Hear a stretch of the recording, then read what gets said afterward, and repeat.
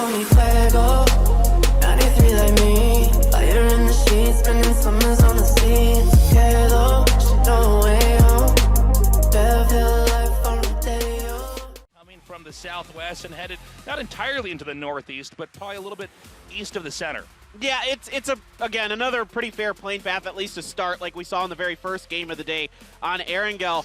It is, you know, it is a little tough to get over to Impala and Puerto Paraiso if that's where you're thinking about dropping. So, you know, some of those teams are going to have to potentially kind of change their ideas, like OPGG already going right down to the southern road early, though they could drive around if they so choose, depending on the circle. Like for OPGG, they kind of have some options on where this circle goes. They're out early so they can kind of watch what it does and then make their decision where they want to hold up and start looting. T1's been doing Los Leones. That's pretty well within this. Chumacera is Donawa. Because of the plane path, it's Valle del Mar this time for Griffin instead of Alcantara, etc., etc. Okay, we're moments away now from getting the circle, and then we're going to have an idea of exactly what kind of game is in store for us here. Again, you know, the map, Myanmar positions are very important to hold here because there is not a lot of vegetation. It is very open, as we're seeing it from this sky shot here. But it is a much more mountainous map. Yeah. Harder to traverse with vehicles. They're safe.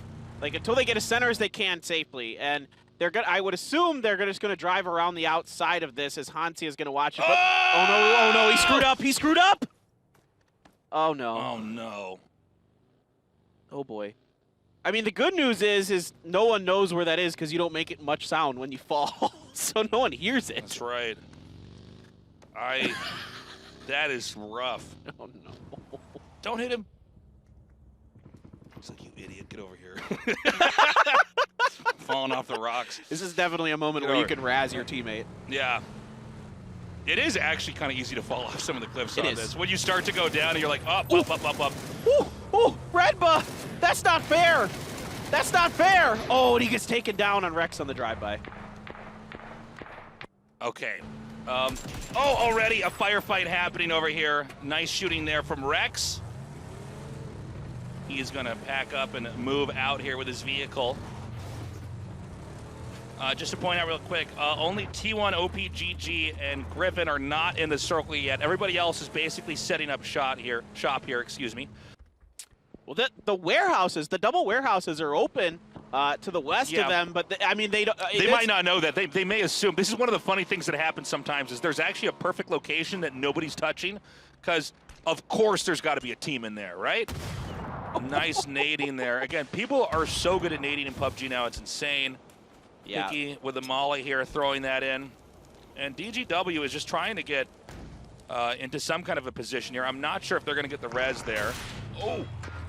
Spear has got the Groza, and that is the gun that you do not want to drive into at that range. It shreds people apart, and they're trying to run in. He's nosedive with his vehicle, and that's another one for Spear, tearing through our Game 2 winners. Okay, now Wicked here with the sniper rifle, firing some shots here. Czar Gaming also has a pretty decent spot here. We're going to see how much they can take advantage of with that.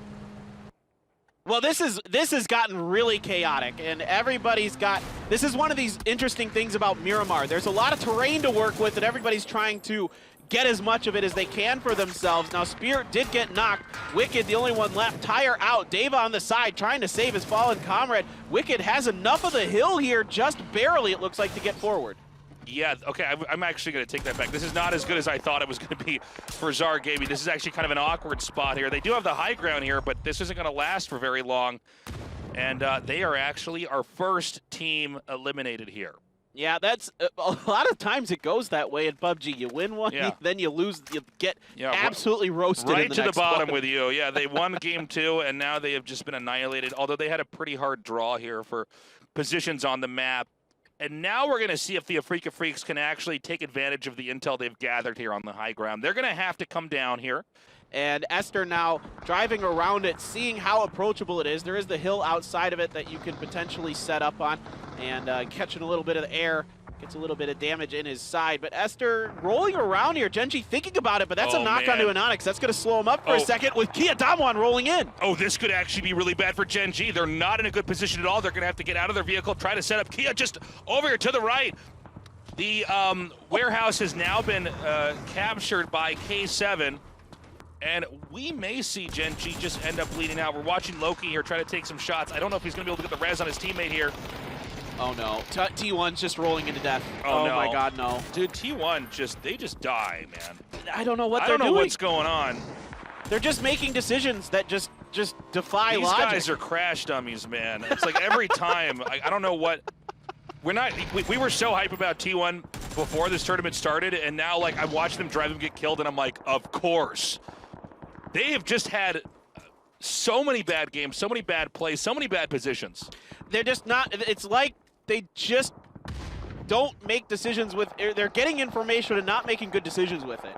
And that's like, I was going to mention this earlier with Afrika. They get a lot of information and they make good decisions with it. Yeah, you could get all the information in the world. What are you going to do with it? You know, it's like you walk into a math test and you come in with all the formulas and stuff that the teacher gives you. He says, yeah, you could bring in a card, but you have to be able to apply those things into... The execution is not there. Yes. So again, I mean, we have one player still alive for T1. And look, good luck. I hope that they can pull something together here. But again, they've really not been delivering so far in this tournament, and it is true in this game. And look at, you can see Afrika very active in the kill feed right now. They're getting a lot of long distance knocks and kills. In fact, they were the ones who took down Esther on GEN.G from super far away, taking advantage of what you were talking about earlier, Tasteless. These long sight lines, these great advantage points they put themselves in. And not only are they 4 alive on the bottom of the circle, but they've got a couple knocks and at least 1 kill in their belt. Now, VLG here has a tough situation. Griffin bearing down on them, 2 gone already. I mean, Spear doing all he could for them. Deva very, very hurt. It's actually OPGG from his back who's going to send him off to the side of the hill. And Deva backing up now, going to have to try to heal up. There's a little bit of congestion here in the northeastern part of the map, which is basically just rolling hills here. But VLG and the Griffins are fighting it out. Sorry, on top. Got knocked and he'd already let that grenade go, and he finishes DG8 with it while he's on his knees. All right, PNK with a small fight up here. Oh, sick. Some nades coming down here. Griffin just trying to take some cover. Yeah, there it is. Yeah, so I wanted to point this out because we were talking about them, and I think the Afrika Freaks they're gone. Well, it just kept going north, and that eventually your luck runs out, especially when you got to go through that big valley. That's really tough to cross.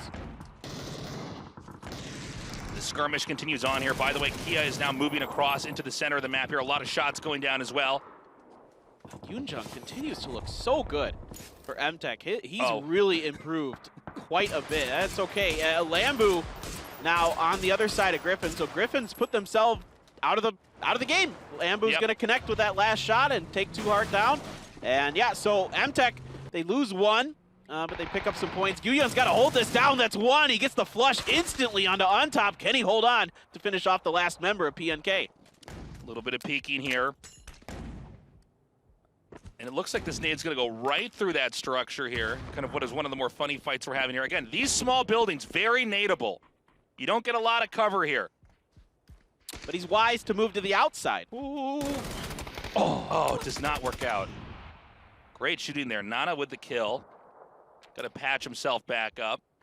Yeah, and again, Nana substituting in for Heaven today for PNK. Heaven was a rookie this season. Nana is a veteran, I'd say, of Korean PUBG esports. He might not be a household name, but he's had his cup of tea a few times.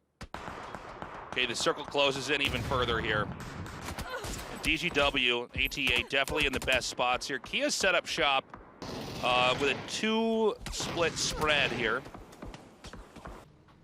I don't know if they might not be looking, though. Yeah. Now they know. Shots connecting. Does get the ding there. He is on his knees. Some nades coming down. I don't think he can get saved here. That should wipe him out. Beautifully done. A nade right under the truck. Yeah, I don't think OPGG was really quite ready for that. I think Juanita's sound was just not quite far enough to reach their ears. And there you go, under is getting into Detonation Gaming White. A couple knocks and kills there for him, and here's Savior. Savior's got Mission Impossible music playing as he moves out. And this is such an unimaginable situation, but this is so cool to see. It's actually Tom Cruise playing at the keyboard and the mouse behind it. He takes off the mask that looks too real, but it's him. I'm rooting for Savior here, honestly. Like, that's a cool story, for sure. Now, VLG, who's probably been in the most perilous position throughout this game, is still also a one-man squad now. Oh, and they're gone. So that's going to be the end of VLG. When you look at this, GEN.G's in a phenomenal position. ATA doing pretty well with it. I mean, again, Detonation Gaming White, they're just not active enough on the map. They're not keeping people fended off from their position. They put themselves in bad spots where they're just crossfired on from a couple different teams. Earlier it was Kia, now it's GEN.G, and they are down to just C's left for them. And this circle centers up towards Kia Danawa on the south side. ATA La Vega's reigning on the right, and Savior, is he going to live up to his name this round? Yeah, he's just buying time for now. The circle's not moving yet. We're going into phase 8. A nade is chucked over here towards Raining, and that was absolutely perfect. Timed perfection. Hit the ground, blows up. He right when you want it. For just enough time, put it in there. Beautiful. Good Savior. He's like, this corner, this is not coming really being painted into a corner here. Look, the leg, now we know the leg doesn't take damage. He's literally leaning out of the energy field. Oh my God. There must be like a center point. Yeah. I think it has to be like exactly like halfway through you or 51% through you. Because now we know that the thighs don't take damage. Naked thigh, no damage. PUBG science has been found. How many people are going to die because they saw that here? I'm like, listen, the thigh can't take damage from electricity. Try to shock, get a taser, try to shock my thigh. It won't hurt me. That's what they do for my knee to try to get it better, man. By the way, he's dead. We have 3 teams left here. I don't know what happened. I was looking at you, but there's 3 teams left. Kia, GEN.G, and DNW. Kia, again, with a similar play to Game 2 here, where they dive-bombed a position on the map, dodging bullets.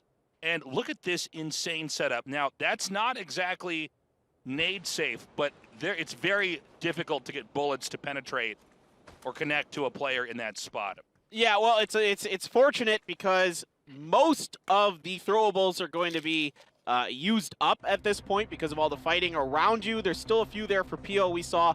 Not sure what the situation is like for the rest of Danawa. We only got to see one of them, but for Danawa and Kia, yeah, this is nice that you're in the center, but it's going to be tricky to defend for sure. But I tell you what, if any team in the world can do it, it's them. Here comes PO sneaking up. Now, the only thing for Kia is that it's teams coming from 2 different angles. DNW's got a real shot. They're smoking this very well as the kill zone creeps in from behind. A molly could push that team out there for Kia. So these mollies are coming in here very nicely placed. And look at that. Kia's going to have to move. They're going to have to move, and they may end up getting shot in the process. Yeah, Pio with just enough utility left, but no! The vehicle blows up as well. On top of him. Oh my God! It is 1 left. It's just under. So sick. Pio now taking a few more shots here. Kia on the ropes. Loki staying back here. The noose is tightening. The circle's getting smaller. So, okay, kill there from Loki. 1v1. Can he close it out? Loki versus Under right now. Under trying to bounce around on the outside of the car. Loki has the hill, so that's a pretty nice position. He hasn't spotted Under out. Under being very sneaky right now, crouching to keep his sound obscurity. He's going to see the head. Now it's going to come down to who can outduel who. He's popping around the right. Here's some more shots fired, and that's it. GG. GEN.G. Not GG, GEN.G. Guys. GEN.G.